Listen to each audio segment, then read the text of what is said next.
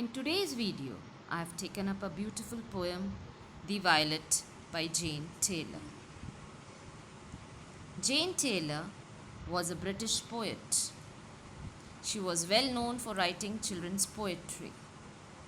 One of the world's most famous nursery rhyme, Twinkle Twinkle Little Star, was written by her. Now about the poem The Violet. The violet is a pretty flower which gets its name from its color. Now, children, can you name an object which gets its name from its color? Yes, you have guessed it right. It's orange. Now, before I start with the explanation of the poem, I would like all of you to take out your book and keep it in front of you. I'll be explaining first the first and second stanza of the poem, The Violet by Jane Taylor. Down in a green shady bed, a modest violet grew. Its stalk was bent, it hung its head, as if to hide from view. And yet it was a lovely flower. Its colors bright and fair, it might have graced a rosy bower. Instead of hiding there. Now, here the poet is trying to say that among the green shady grass grew a modest, quiet, and a gentle violet flower. Its stem was bent and its head was hanging as if it was trying to avoid anyone from seeing it. You do that sometimes, children, don't you? You hide behind someone or bend your head if you don't want others to see you. In the same way, the violet was trying to hide. In the second stanza, the poet is wondering as to why the violet is trying to hide when it is so beautiful, bright, and colorful. A rosy bower is a pleasant place in the shade of rose plants. In the second stanza, the violet flower is so beautiful, bright, and colorful that it could be a part of beautiful surroundings like a rosy bower, showing off its beauty instead of hiding itself in the grass.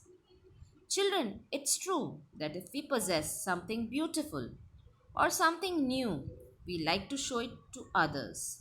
But the violet flower here, which is so beautiful, tries to hide instead of showing off its beauty.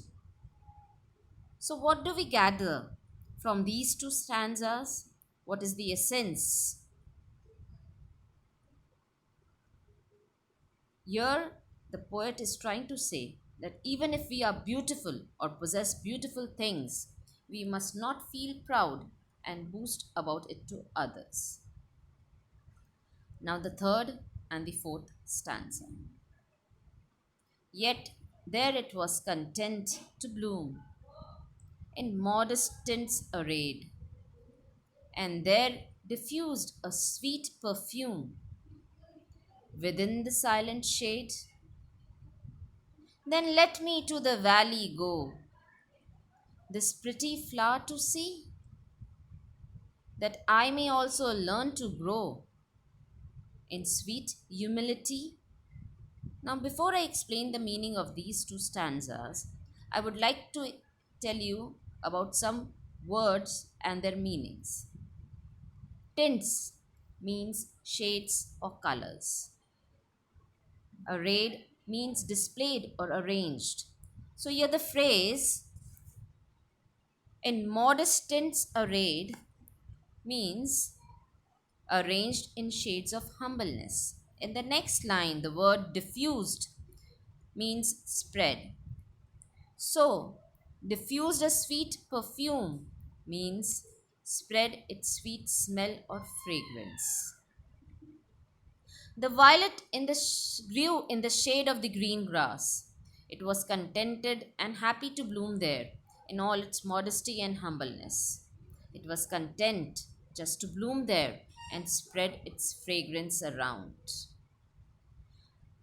In the last stanza, the poet is so impressed by the humbleness of the beautiful flower that she wants to go to the valley to see it grow amongst the grass and learn to become modest and humble like the violet flower. So, what do we learn from this poem, children?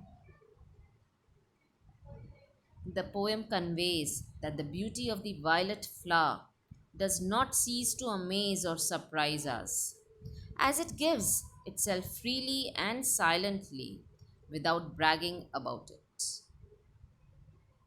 The poet here has expressed the importance of humility in human beings. Just because a person possesses beauty or riches, it should not make him proud or boastful.